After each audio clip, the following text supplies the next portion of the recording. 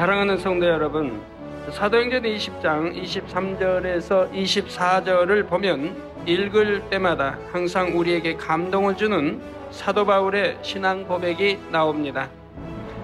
바로 오직 성령이 각 성에서 내게 증거하여 결박한 환난이 나를 기다린다 하시나, 나의 달려갈 길과 주 예수께 받은 사명 곧 하나님의 은혜의 복음 증거하는 일을 마치려 하면은 나의 생명을 조금도 귀한 것으로 여기지 아니하노라 한 것이지요.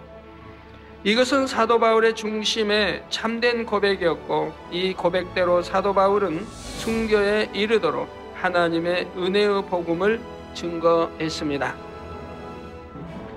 저도 이와 같은 마음이기에 하나님의 일을 이룸에 있어 어떤 시험이 오든 내게 어떤 해가 올까 두려워하지 않습니다. 어떤 해받음이나 죽음이 두려운 것이 아니라 혹여 함께한 일꾼들이 믿음 내보이지 못하므로 아버지 하나님의 뜻을 온전히 이루지 못하면 어떡하나 하는 것이 염려될 뿐이지요. 그러나 믿음으로 시험을 통과했을 때는 반드시 축복된 결과를 얻을 수 있었습니다. 이번 인도성의 일정 가운데서도 믿음으로 통과해야 하는 몇 건의 일이 있었습니다. 그때마다 저는 전혀 요동치 않고 아버지 하나님의 뜻을 쫓았으며 믿음으로 더욱 기뻐하고 감사했지요. 그 결과 우리 아버지 하나님께서는 우리의 기대를 훨씬 뛰어넘는 무수한 열매를 따게 해 주셨다는 사실입니다. 오늘 인도 선교 보고 두 번째 말씀을 드릴 때에 이 말씀이 생명과 능력이 되어 모든 성도님들도 날마다 믿음으로 승리하는 복된 삶을 살게 되시길 주님의 이름으로 축원합니다. 사랑하는 성도 여러분, 지난 시간에는 우리 선교팀 일행이 인도 첸나이 공항에 도착한 것까지 말씀드렸습니다. 현지 시간으로 10월 8일 밤 10시경 인도 첸나이 공항에 도착하여 인사말을 하던 중 비가 내리기 시작하여 제가 차를 타고 출발하자 빗줄기는 더욱 굵어졌습니다. 그런데 이 비는 아주 의미 있는 비였습니다. 10월이면 기온이 섭씨 30도를 훨씬 웃도는 35도, 38도 이렇게 웃도는 타밀나두 주에 10개월 만에 오는 비였기 때문입니다. 어떤 이는 6개월 동안 비가 한 방울도 안 왔다고 하고, 어떤 이는 지난 1월부터 9월 동안 9개월 동안 전혀 비가 오지 않았다고 했으며, 또 어떤 이들은 지난 3년간 가뭄이 계속됐다고 말하기도 했습니다. 7월에서 10월까지 서너 달은 우기철인데도 비가 오지 않아 타밀나두 주는 심한 물 부족 상태였던 것입니다. 우리나라도 여러분 만약에 7, 8월은 장마철이죠. 우기철인데 만약에 7, 8월 두 달 동안만 비 한 방울 오지 않았다고 해도 아마 보통 큰 염려가 아닐 거예요. 수력 발전하기도 1년 동안 어려울 것이고, 우리 7, 8월 달에 물을 저장하지 않습니까? 그래가지고 1년 동안을 써야 합니다. 또 각 수원지에 또 물 부족으로 또 한강이 물이 줄어들면은 수원지의 물 공급이 어렵습니다. 그래서 전에 옛날에도 보면 이제 물이 딸릴 때는 겨울에 뚝섬 같은데 그쪽에 그 강을 막는 걸 봅니다. 한강을 막아요. 양쪽에서 막아옵니다. 저도 옛날에 이제 치료받고 작업할 때 거기 가서 한번 저도 일한 적이 있어요. 한강 막는데. 그 뚝섬 못 가요. 이제 수원지 있죠. 거기 수원지 밑에를 한강을 막아요. 그럼 양쪽에서부터 막아와요. 엄청난 큰 돌들을 계속 실어다가 거기다 붓고 모래로 쌓고, 모래 이제 가만히 해서 쌓고 해서 쌓아 들어갑니다. 그렇게 이제 막아 들어가면 물 폭이 좁아들어요. 그러니까 물이 잠기죠. 그래서 거기 뚝섬 그 유원지 물을 이제 빨려 들어가게 되는 거죠. 그러다 이제 비가 많이 오게 되면 그 막은 것은 뚝은 이제 터져 나가게 됩니다. 근데 그래도 물을 이제 공급받기 위해서 엄청난 돈을 들여 그렇게 막는 걸 볼 수 있습니다. 자, 그래서 주변 주로부터 물을 공급받고 있었는데, 이로 인해 중앙정부에서 타밀나두주 주 정부에 세금을 많이 물리자 이에 대한 항의 표시로 10월 9일은 주 전체가 중앙정부를 상대로 파업까지 할 만큼 심각한 상황이었습니다. 물을 또 이웃주에서도 물이 딸리니까 물 공급을 안 해주려고 합니다. 그러니까 이제 주정부에다 말하고 또 재판이 열리고 뭐 이제 재판에서는 물 공급하라 이렇게 해도 공급을 잘 안 해주죠.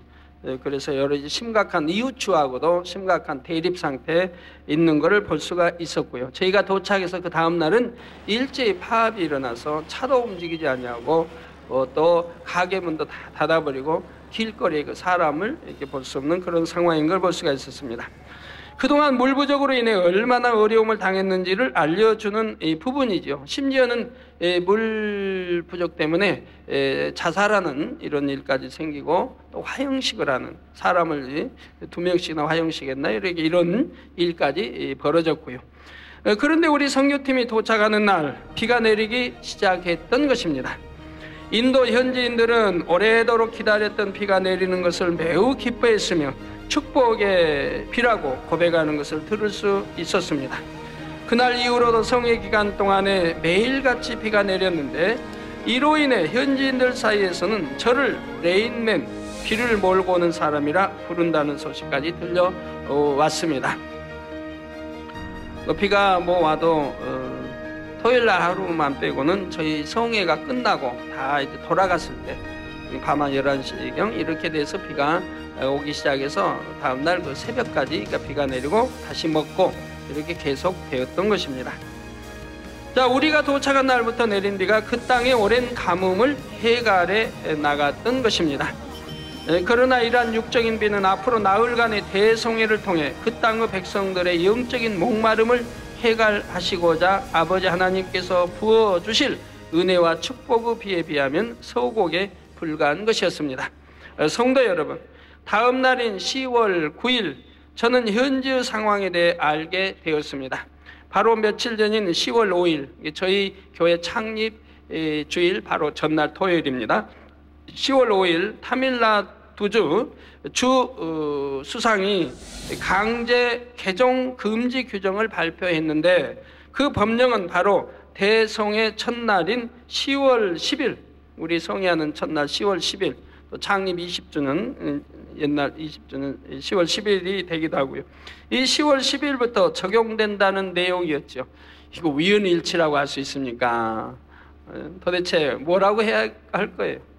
하나님이 만세전에 정해놓으신 이 집회 시작하는 첫날 바로 이 법이 발효하게 되어 있으니 저는 설교하지 말라는 얘기 아니에요. 집회를 하지 말라는 얘기죠. 강제 개종 금지 규정에 가면 모든 개종자는 지역 행정관에 보고해야 하며 어떤 개인도 즉시로 개종하거나 개종을 시도해서는 안 된다는 것입니다. 또 개종을 위해 어떠한 무력이나 선전물, 어떤 부정적인 방법도 쓰여질 수 없으며 개종을 선동해서도 안 되고요. 이를 어긴 사람은 누구든지 최고 3년형, 최고 5만 루피의 벌금형에 처하게 됩니다. 저도 자칫 잘못하면 3년형을 받을 뻔했죠. 그런데 개종한 사람이 소수 민족이거나 여성일 경우에는 형벌이 가중되어 최고 4년형 또 최고 10만 루피의 벌금형을 받게 된다는 것입니다. 현재 노동자의 하루 일당이 50루피 약 1,500원밖에 되지 않는 것을 감안하면 이러한 벌금형은 하루 벌어 먹고 사는 그들에게는 너무나 큰 돈입니다. 이게 약 1,500원, 그러니까 우리나라 70년대 중반 우리 노동자 하루 품삯입니다.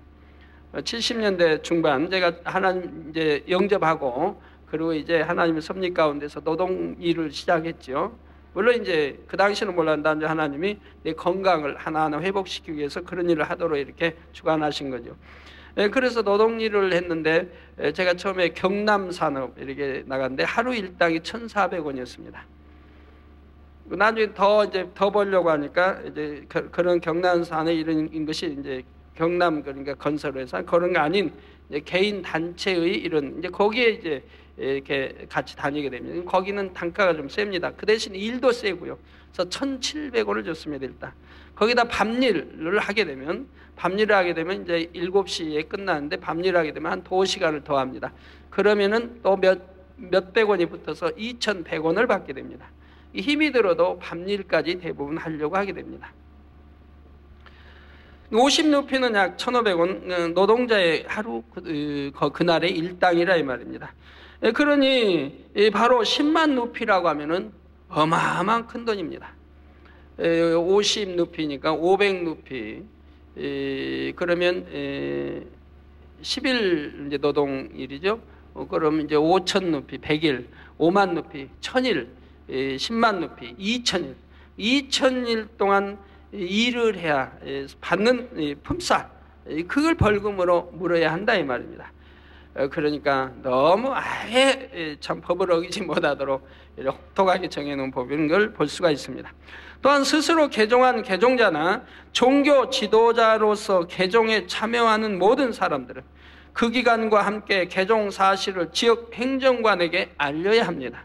그런데 이 법령은 타밀나두주 수상이 지휘하는 힌두교 지지파의 움직임에 따라 밀접하게 움직여지고 있다는 것이었습니다. 원수마귀 사단은 인도 대성회를 통해 무수히 많은 사람들이 예수 그리스도를 영접하고 개종하게 될 것을 미리 감지하고 어떻게든 막아보자고 이런 계교를 부렸던 것입니다. 그러니까 인도의 힌두교인들이 얼마나 좋아하겠습니까? 여기 신문에도 보니까 여기 우리나라의 그 신문에도 나와 있는 거 보니까 인도 종교자유 제한 기독단체 기독교 탄압 반발 타밀나주 주 정부 종교개종 금지법 제정에서 나왔는데요. 여기 보니까 한편 힌두교 단체들은 지난 5일 제정된 이 긴급 법안에 대해 일제히 환영을 표명한 것으로 알려졌다. 새로운 종교법을 어기면 3년 징역의 벌금을 물게 되는 것으로 쭉 나와 있는데요. 이러한 상황이다 보니 어떤 사람들은 저에게 평화와 축복의 메시지만 증거할 것을 권유하기도 했습니다. 물론 이런 압력은 매일같이 더 가중이 되어갔습니다. 그러나 창조주 하나님과 우리 구세주가 되시는 예수 그리스도에 대해 증거하지 않는다면 제가 인도에 갈 이유가 하나도 없었지요. 설령 그로 인해 결박과 환난을 당한다 해도 창조주 하나님과 예수 그리스도를 증거할 것이거니와 인도 대성회는 하나님께서 만세전에 계획하신 성회요 창조의 근본의 소리로 역사하실 첫 성회인데 제가 어찌 조금인들 주춤하겠습니까? 차라리 그런 법이 없었다면 그만큼 강하게 제가 톤을 안 높였을 텐데 그렇게 법을 정해놓으니까 제가 더 강하게 더 자주 해서 제가 증거를 했습니다. 예를 들어 여러분들은 참 많은 인도에는 많은 신들을 섬긴다고 제가 들었는데 오직 참신, 유일신, 창조주, 조물주, 참신은 하나님 한 분밖에 계시지 않는다라고 제가 강조해서 힘차게 외쳤고요. 그리고 하나님의 독생자 외아들 예수만이 우리 구세주가 되신다. 이 예수를 영접치 않고는 아무도 구원받지 못하며 천국에 갈 수 없다 제가 말씀하고 성경은 참이요 또 천국과 지옥은 있으며 지옥은 얼마나 무서운 형벌의 곳이고 천국은 얼마나 아름답고 행복한 곳이라는 걸 제가 또 설명을 했고요. 예수로 인해 예수를 구세주로 영접해 죄사함 받아야만이 천국에 간다고 제가 톤을 높여 강하게 시간 여러 차례 이렇게 했던 것입니다. 법이 이렇게 안 했으면 제가 이렇게 안 했을 텐데 법이 못하게 하니까 더 강하게 왜 인도인들에게 심어줘야 되겠게 법까지 이렇게 만들어서 개종 못하게 하기 때문에 인도인에게 참 하나님을 심어줘야겠고 예수가 우리 구세주이심을 성경이 참임을 내세가 있습니다. 천국 지옥이 있습니다. 저들은 환생한다고 믿죠. 그러니까 그게 아닌 천국과 지옥이 있음을 분명히 심어주기 위해서 거듭거듭 강조하여 꼭 그 말할 때는 더 톤을 높여서 했던 것을 여러분 인터넷을 통해서 보셨을 것입니다. 자, 그러한 분위기 속에서 드디어 10월 10일 대성의 첫날이 밝았습니다. 오전에는 목회자 세미나를 했지요. 우리가 목회자 세미나 장소로 이동할 때 해 주변에는 원형 무지개가 드리워져 변함없이 우리와 함께 하시는 아버지 하나님을 느낄 수 있었고요. 제가 세미나 장소에 도착하여 장례를 가로질러 단에 오르는 동안 현지 찬양팀들이 찬송가를 불렀는데 귀에 아주 낯익은 한국어 가사가 들려왔습니다. 내주에 보내신 성령이 오셨네. 이 기쁜 소식을 온 세상 전하세. 성령이 오셨네. 바로 찬송가 179장에 이 기쁜 소식을 이라는 찬송곡을 특별히 한국어로 준비하여 불렀는데 현지인들이 스스로 주관을 받아 준비했다는 것입니다. 이게 그들이 연습을 많이 해가지고 한국어로 성령이 오셨네 이 찬송을 제가 입장할 때 불렀던 것입니다. 희한한 일이지요. 목회자 세미나는 당초 1,500명 예상했으나 그 배인 3,000여 명이 참석했습니다. 준비된 좌석은 1,700석인데 가득 차고 넘쳐서 세미나장 밖에 홀에도 또 복도에도 가득 의자를 놓고 이렇게 또 화상으로 보고 또 성회장 밖에까지 사람이 수백 명 또 이렇게 목회자에 있어 세미나가 진행이 되었습니다. 말씀은 선악과를 두신 이유에 대해 증거했는데 목회자 및 교회 지도자들의 반응이 매우 좋았으며 모두들 행복해하고 은혜와 진리가 충만했습니다. 알지 못했던 사실, 왜 선악과를 하나님 두셔가지고 아담이 따먹고 우리 인류가 멸망길로 가야 했는가 너무 궁금하고 알지 못한 이러한 것을 설명해 주니까 너무 기뻐하고 좋아했습니다. 목회자 세미나 시 아버지 하나님께서 합력하여 선을 이루신 한 가지 일이 있었지요. 원래 타미르 통역을 하기로 하신 목사님이 지각을 하시는 바람에 급히 다른 분이 타미르 통역을 담당했습니다. 선악과에 관한 말씀이다 보니 자연히 에덴 동산에 대해서도 설명하며 현재도 실제 한다는 것과 어디에 있다는 것도 잠깐 비추어 설명했지요. 나중에 알게 된 사실인데 만일 제가 에덴 동산에 관한 말씀처럼 영적인 세계에 대한 말씀을 증거하면 현지어로는 통역하지 않기로 했었다는 것입니다. 이게 준비위원장과 그 통역자에게 묵기가 있었다 이 말이에요. 뭐 예를 들어 에덴 동산이 나온다 또는 뭐 영적인 말이 나온다면 그건 통역하지 하지 말라, 통역하지 않기로 묵기가 되어 있었다 이 말입니다. 저는 그런 사실을 모르고 이제 열심히 했지요. 그런데 원래 통역하기로 한 목사님이 지각을 해서 다른 분이 통역을 담당하게 됐고 말씀은 전혀 여과 없이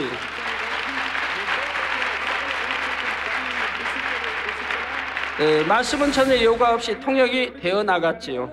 우리 아버지 하나님께서 말씀하고자 하시면 막을 사람이 없으며 모든 것이 합력하여 선을 이룬다는 사실입니다. 원래 거기 인도는 차가 막혀 늦는 법은 없어요. 그런 나라예요. 그런데 차가 막혀 더군다나 통역자가 늦었다고 하는 것은 또 서둘러 왔을 텐데도 늦었다고 하는 것은 하나님이 막으셨다 이 말이에요. 왜? 그분이 오면은 빼고 할 테니까 에덴 동산에 대한 설교가 나가는데 에덴 동산을 빼버리면 뭘 할까? 알맹이를 빼버리면 뭐 할 겁니까? 그러니까 하나님이 막아버리시고 다른 분이 통역하게 해서 그것이 여과 없이 다 통역이 되게 했다 이 말입니다. 제가 이제 세미나 이렇게 하면서 그 목회자들에게 처음에 들어가기 전에 말했어요.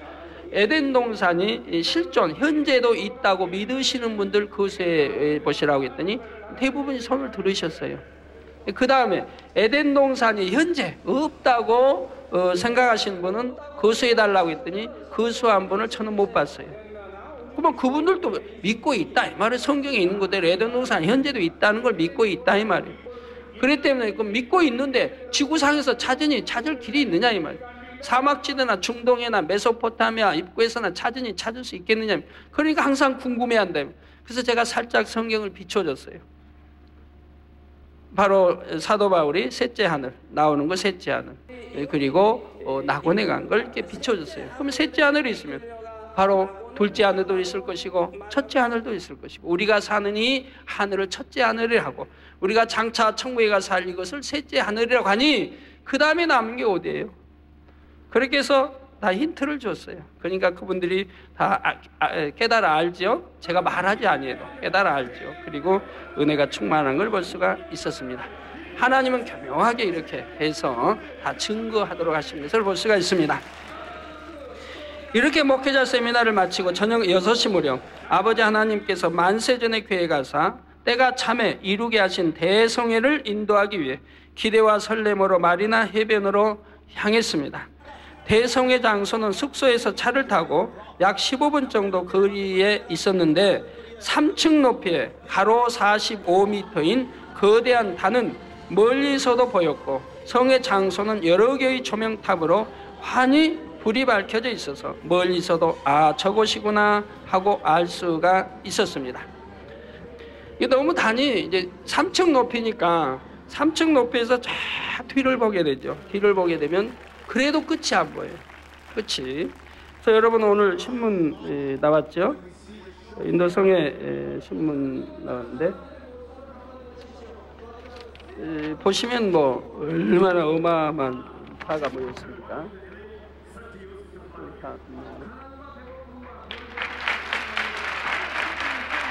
근데 이 어마어마한 인파가 원래 거기는 제1부록이 있고 제2부록, 제3부록이 있어요. 그런데 여기는 제1부록밖에 잡히질 않아요. 제2부록에도 가득 찼고 제3부록도 사람들이 있는데 제1부록도 다 나온 게 아니고 일부만 나온 거예요. 제1부록도. 그래서 여기서는 단도 안 나와 있어요. 여기에 보시면 이제 단이 어디 쪽에 있냐면은 이쪽에 단이 있어요. 이쪽 한참 뒤에.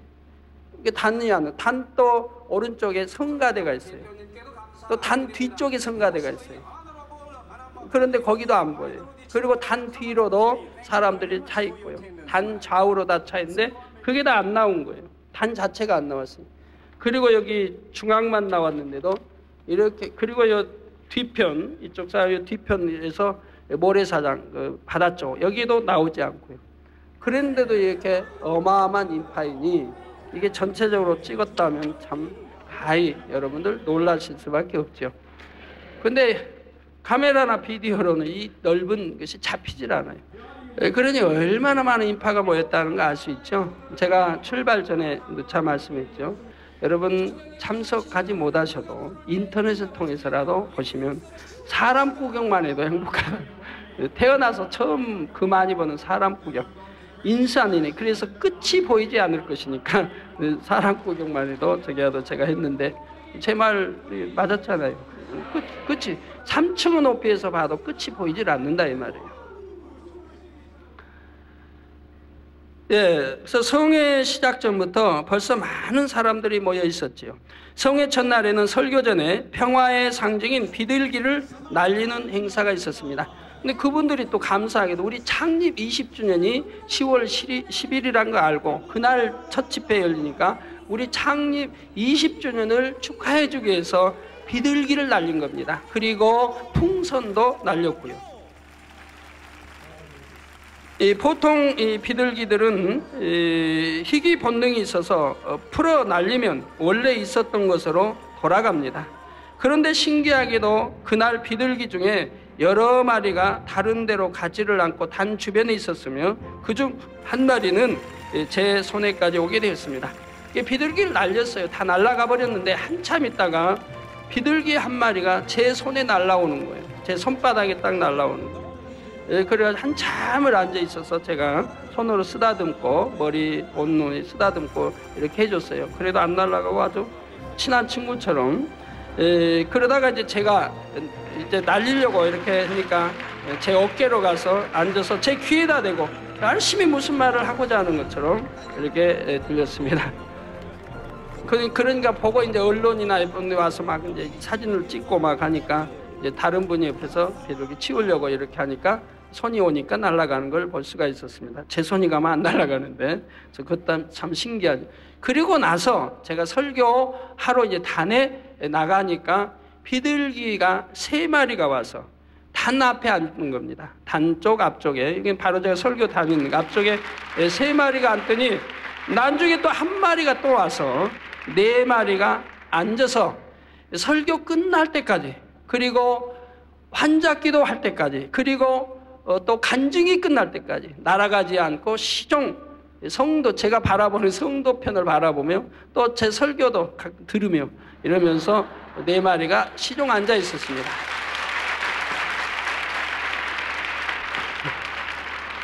한쪽은 돌려서 듣잖아요. 이렇게 늘 들으면서 또 앞보면서 이렇게 했단 말이에요.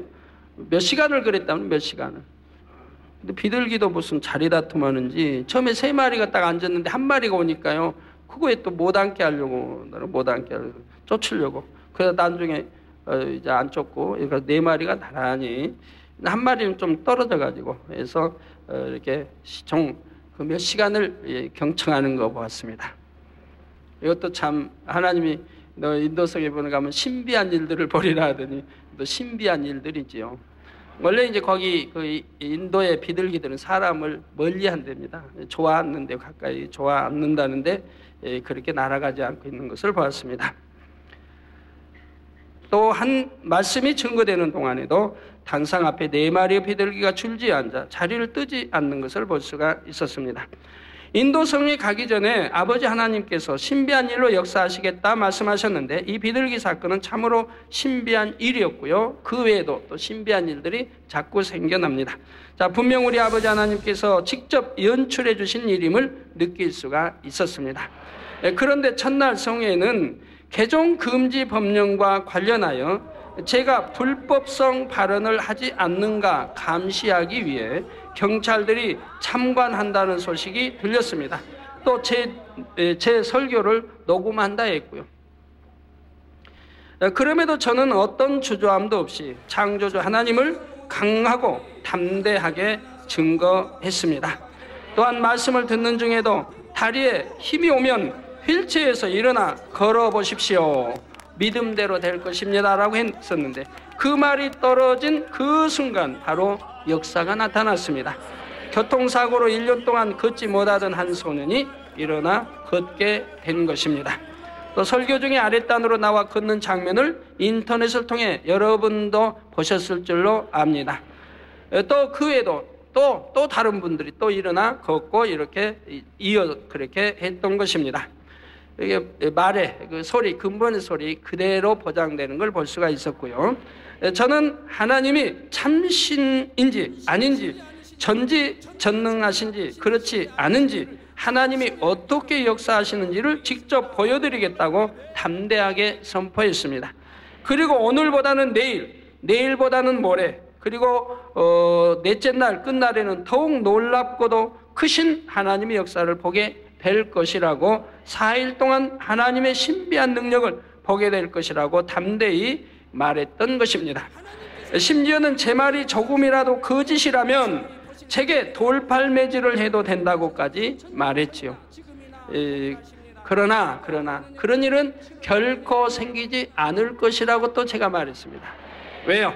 제가 말한 것이 전부 사실로 여러분들이 보시게 될 것이니까 그런 일은 결코 생기지 않을 것이다 라고 또 말했습니다.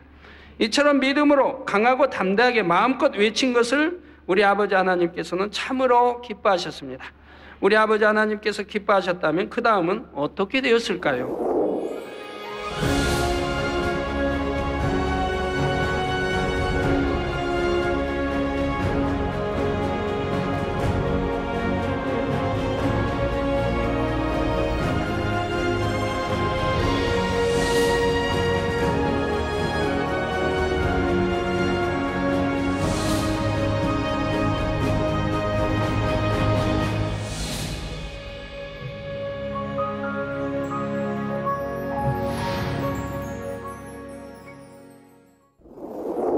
다음 날인 10월 11일부터 굿뉴스, 좋은 소식이 들려오기 시작했습니다.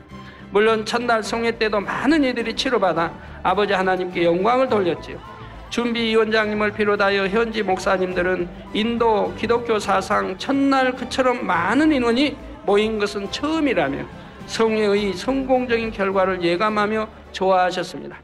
호텔에는 또 수녀되신 분들이 찾아와서 저에게 기도받기를 요청해서 허락해서 제 방에 와서 기도들을 받으셨고요.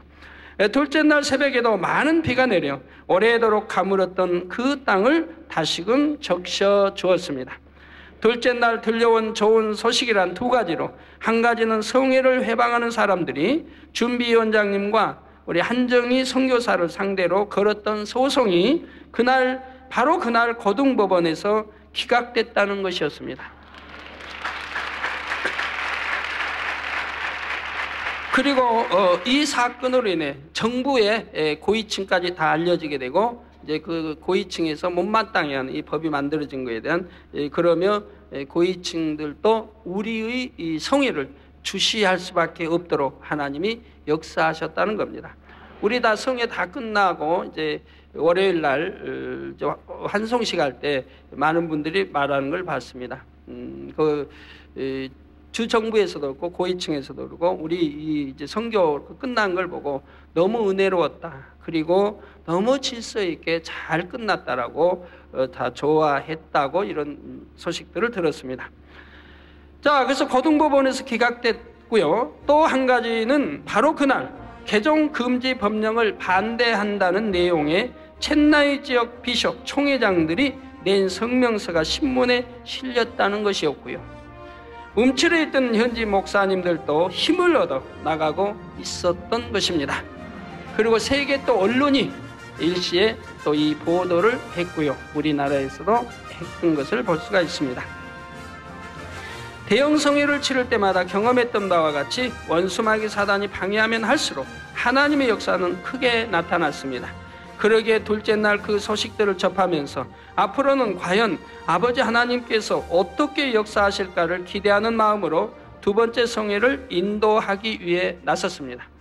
성회 둘째 날은 제가 숙소를 출발할 때에도 집회 장소에 도착했을 때도 빗방울이 날리고 있었습니다. 그런데 제가 말씀을 증거하기 위해 단회에 서자 빗방울이 현저히 줄어들었지요. 성회 장소로부터 2km 떨어진 지역에는 동일한 시간에 큰 비가 내리고 있다는 것을 확인하고 또 천둥 번개도 치고 있다는 것을 이제 확인하고 성회 장소를 지켜주신 아버지 하나님께 모두 감사와 영광의 박수를 돌렸습니다. 둘째 날은 첫째 날보다 더 많은 사람이 모였고 또 치료의 역사가 나타났지요. 제가 첫째 날 선포한 대로였습니다. 그런데 간증자들을 질서 있게 단으로 올리고 간증하게 하는 분야가 좀 미숙해 보였는데 그 이유는 현지 준비위원들은 이제까지 그처럼 많은 사람이 치료받은 성회를 치러보질 않아서라는 것이었습니다. 대형 집회 또 세계적인 유명한 목사님도 와서 했지만 치료받아서 단으로 올라오고 그런 것을 목격한 적이 없다 이 말입니다. 뭐 최고 많을 때 5명이 올라온 적이 있었대나요. 그러니까 그런 걸 목도한 적이 없기 때문에 어떻게 해야 할지를 몰라요. 간증자들이 어떻게 해야 할지 간증자들 주최 측에서도 몰라요. 그리고 저희가 단을 그렇게 크게 만들 때 그분들이 주최 측에서도 그분들이 놀란 거예요. 왜 이렇게 크게 만드느냐, 왜 이렇게 크게 만들어야 하느냐, 너무 놀란 거죠. 왜? 원래 그보다 적은 단이 있어요.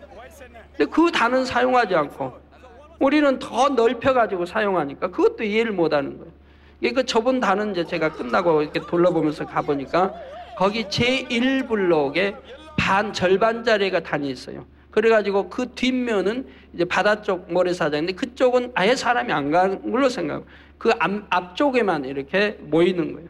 제1블록의 앞쪽. 그런데 거기에만 꽉 차도 30만에서 50만이 모였다고 발표를 한대요. 그러니 저희는 그 앞쪽, 뒤쪽, 제1블록 다 또 단 뒤에 단을 다시 크게 만들어서 저 뒷쪽에 만들어가지고 해서 제1블록을 엄청 넓혀가지고 제1블록 가득 차고 제2블록에 가득 차고 제3블록까지 차들어갔으니 그럼 그 인원을 얼마라고 해야 될까요? 가히 상상하기가 어렵습니다. 그러나 어떻게 그 측정할 수 있어요? 뭐 어떻게 할 수가 있어요? 도대체 얼마다 하고는 도저히 계산이 나오질 않아요. 그래서 근데 이제 저희는 단을 크게 한 이유가 있지 않습니까? 왜? 수많은 간증자들이 몰려들 것이기 때문에 단을 크게 한 것이라 이 말입니다. 그런데 성회를 치르고 나니까 그분들이 감탄하죠.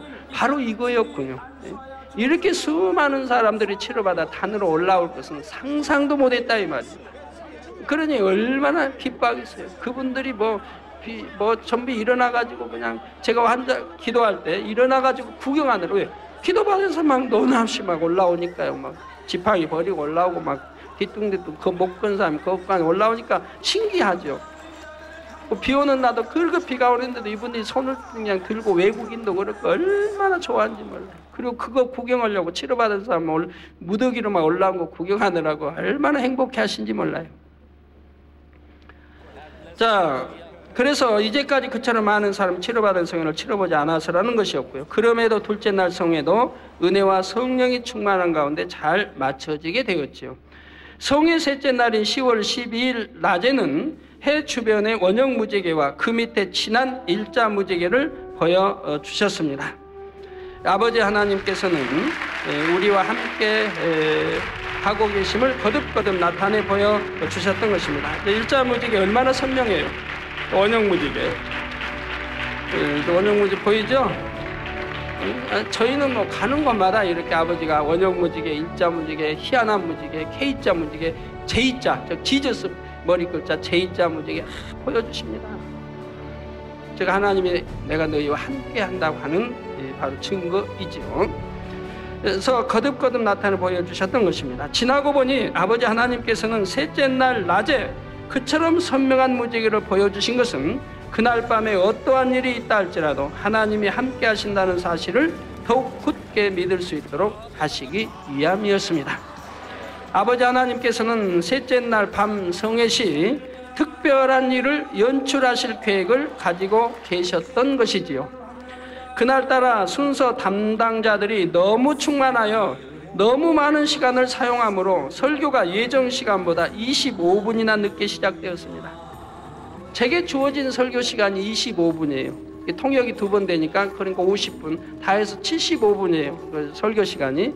제게 주어진 시간이 25분인데 이분들이 충만해가지고 저를 저를 소개한 분이 너무 시간을 많이 저를 소개를 많이 해가지고 그래가지고 7시에 설교 들어갈 거를 7시 25분에 설교가 들어가게 됐어요. 저를 소개해 주는 분이 소개하다가 너무 충만하다 보니까 본인이 설교를 해버리시다니.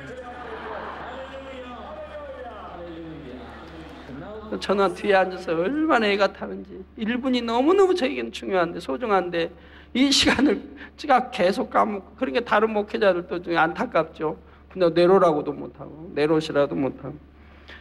그래서 설교는 영어와 타밀어로 2번 통역이 되기 때문에 제게 할애된 설교 시간은 약 25분 정도였습니다.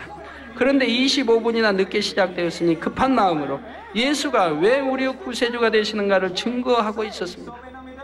설교를 3분의 2쯤, 3분의 1을 좀 못했을 때 원래 이분이 이렇게 시간 안 까먹었더라면 설교 다 끝났을 때 비가 시작됐을 텐데 이 까먹음으로 이제 그래서 설교가 3분의 2쯤 했을 때 갑자기 돌풍이 불기 시작하더니만 굵은 빗방울이 떨어지기 시작했습니다. 전 돌풍도 또 그런 돌풍 못 봤어요. 갑자기 돌풍이 부는 거예요. 갑자기 서서히 바람이 불어오다 세진 게 아니고 그냥 조용한 바람도 안 불 조용하다가 갑자기 돌풍이 일어나면서 그러면서 빗방울이 아주 세게 내리는 걸 봤습니다. 잠시 후에 빗줄기는 더욱 굵어져서 마치 여름날 소낙비가 내리는 것처럼 강한 바람을 타고 흩뿌려졌지요. 그래서 제가 있는 그 튼튼한 단이 막 흔들리는 거예요. 그래서 제가 설교할 때 흔들면서 했어요. 막 발이 흔들리고 그렇게 돌풍이 강했어요. 그리고 제 앞에 보이는 수많은 기들이 얼마나 힘차게 이렇게 휘날리는지. 그럼에도 저는 끝까지 말씀을 증거했고 환자를 위한 기도도 더욱 정성을 다해 했습니다. 개척 후 20년 동안 제가 그처럼 비를 흠뻑 맞아본 것은 처음 있는 일이었습니다. 아버지 하나님께서는 늘 우리가 기도한 대로 일마다 때마다 좋은 일기를 주셨기 때문입니다. 또한 그 전날도 아버지 하나님께서는 성회 장소만은 비가 오지 않도록 지켜주셨었는데 셋째 날엔 왜 성회 중에 비를 주셨던 것일까요? 아버지 하나님께서는 특별한 뜻을 가지시고 일부러 그렇게 연출하셨다는 것을 알게 되었습니다. 과연 어떤 특별한 뜻을 가지시고 그렇게 연출하신 것일까요? 이에 대해서는 다음 시간에 이어 설명드리도록 하겠습니다. 아버지가 이제 늘 말씀했잖아요. 이번 인도 성회는 만세전에 내가 예비한 성회다. 그래서 이제 그 집회 최고의 집회가 되리라 이렇게 말씀을 해주셨단 말이에요. 최고의 집회가 된다. 근데 아버지 방법대로 바로 이 비로 인해서 그 다음 날 최고의 집회가 되어지게 됐던 것입니다. 아버지는 사람의 마음을 다 아시잖아요. 어떻게 하면 최다 최고로 모일 것인가 다 아시잖아요. 그래서 그렇게 비를 억수같이 쏟아 부어주시고 또 그 비를 맞고 내가 설교하고 그 비를 맞고 한자기도를 하게 하셨고, 그러므로 그 국민들에게, TV를 보고 시청하는 국민들에게 자극을 줬어요. 저분이 과연 어떤 분이기 우리를 이처럼 사랑하는가. 내일 다음 주에 말씀드리겠습니다마는 그런 연유로 저들이 나를 사랑할 수 있도록 하나님이 만들어 주셨어요. 저를 얼마나 사랑하는지 제가 알잖아요. 저를 얼마나 저들이 사랑한다고. 우리 선교팀만 봐도 그냥 은하없이 손 흔들고, 우리 감시로 했던 분 경찰도 손 흔들고, 거기 머리 되는 분이 제가 차를 가면 앞에 가서 그냥 키 큰 분이 그냥 그 TV 사장도 하시고 하는 분인데 그냥 아주 손 흔들면서 사람 접근 못하게 막 흔들면 제 앞차로 가서 길을 틔우는 거예요. 차가 빠져 못 나가니까 워낙 사람이. 그 많은 사람들도 가다가 제 차가 지나가면요 빠져나간 한참 오래 걸리죠. 그런데도 한결같이 서서 손 흔들고 그냥 차를 그냥 두드리고 어떻게든 손이라도 이렇게 해보려고, 안 보고 있으면 계속 해가지고, 안 보고 있으면 또 이쪽 보면은 이쪽에서 창 또 두드리죠. 손이라도 이렇게 해줘야 돼. 어린아이 쳐들고 어린아이 또 보게 하죠. 참 감동적이었습니다. 그러니 우리 한국인이 얼마나 사랑받고 우리 선교팀이 얼마나 사랑받겠어요. 그렇게 그렇게 사랑받으니까 우리 선교팀 어떤 분들은 얼굴을 꼬집히죠. 얼굴 꼬집는 것은 저들이 너무 사랑해서 키스하고 싶다는 표예요. 근데 우리 한국인이라 키스를 못 하잖아요. 오해들. 그러니까 꼬집는 거예요. 너무 사랑한다. 근데 저 같은 경우는 저를 꼬집을 수는 없잖아요. 그러니까 저 같은 경우는 남자 여자 할 것도 없어요. 무릎을 꿇고 제 신발에다, 제 발에다가 키스를 하는 거예요. 와, 아멘이. 그래서 제가 못하게 이게 여자분들도 못하게 붙들어 일으켜도 소용이 없어요. 그때는 고집이 세시더라고요. 하여튼 하고 일어나요. 하고 일으켜도 안 돼요. 딱 하고 일어나요. 그리고 이제 그 다음에 경외하는 표시가 손을 합장하고 이렇게 하는 것이고요. 뭐 대부분이 다 손 합장하고 이렇게 하죠.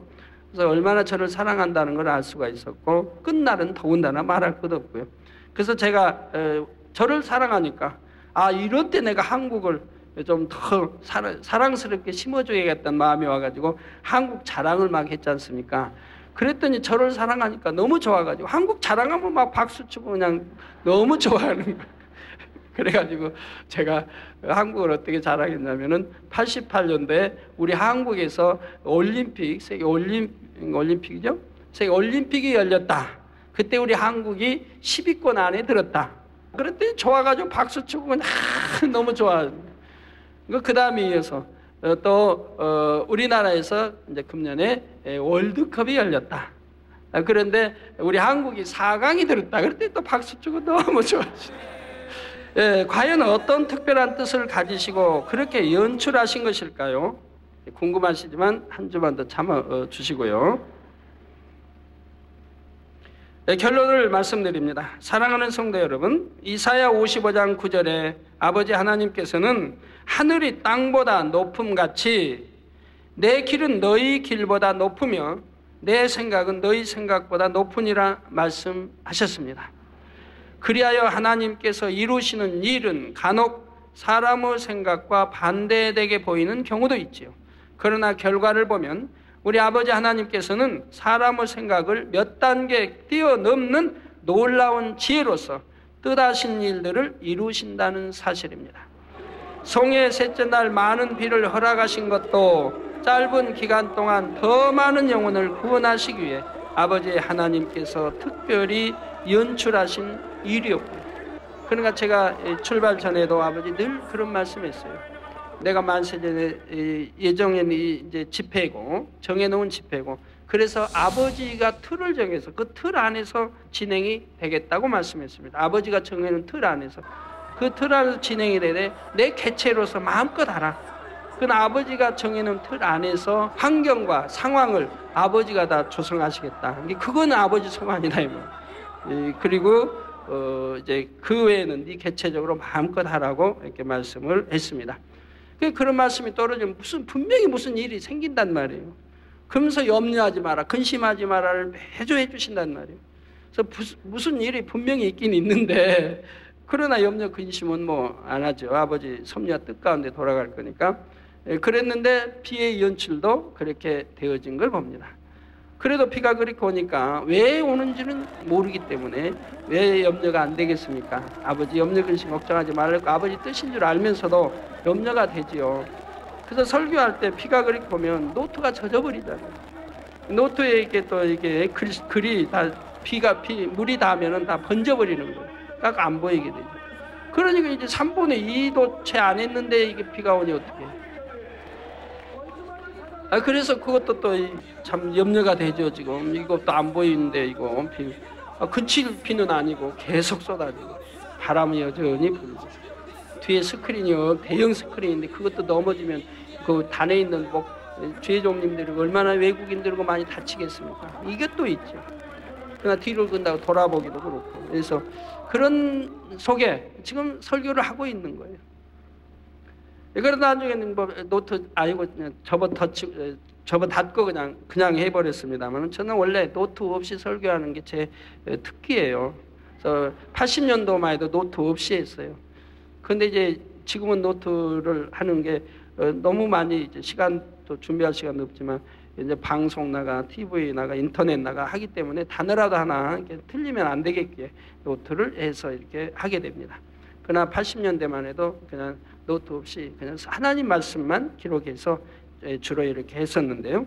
그러니까 저 특기니까 정 노트 안 봐야 될 경우라면 덮고 그냥 하면 되는 거고요. 예, 이제 그렇게 하면서 제 마음은 어떻게 하겠어요?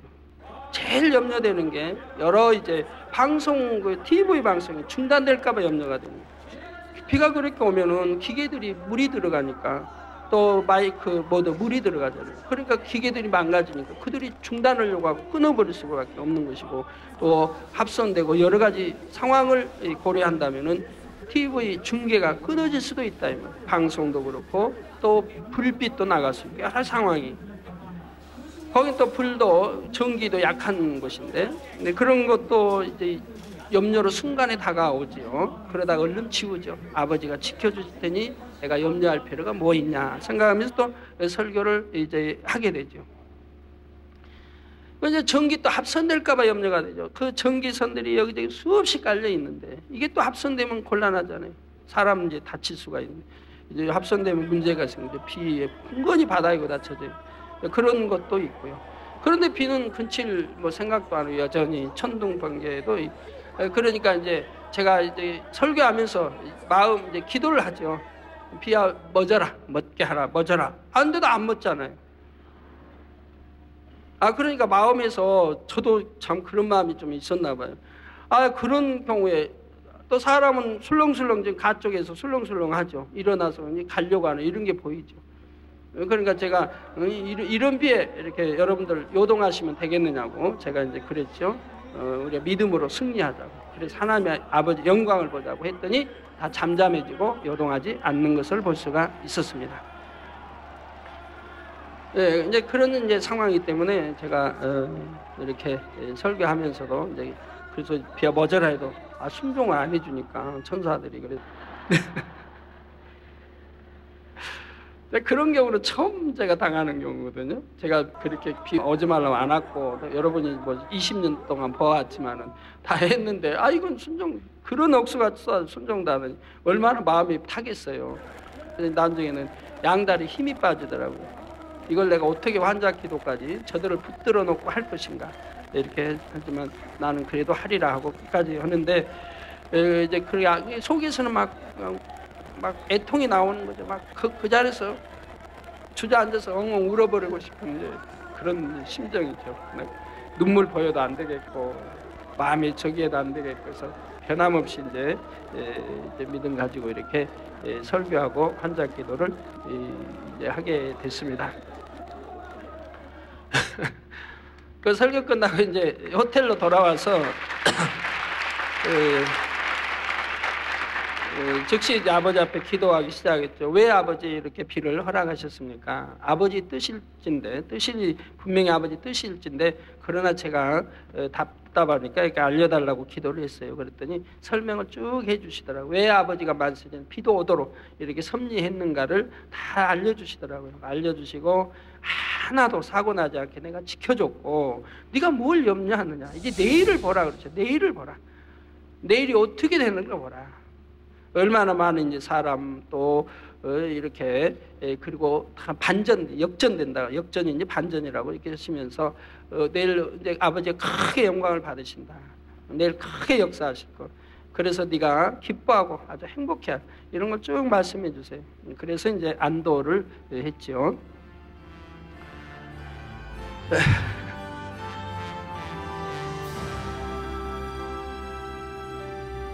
아버지 하나님께서 이렇게 특별히 연출하신 이 일 때문에 바로 다음 날은 아버지 약속하신 대로 사상 최대의 성회가 이루어졌던 것을 볼 수가 있습니다. 그러므로 우리 편에서는 어떤 일이 생긴다 해도 항상 하나님을 인정하고 믿음으로 하나님을 의지하는 것이 중요합니다. 아버지 하나님께서는 그 사람의 믿음을 보시고 상황과 여건을 주관해 나가시기 때문입니다. 그러므로 항상 하나님을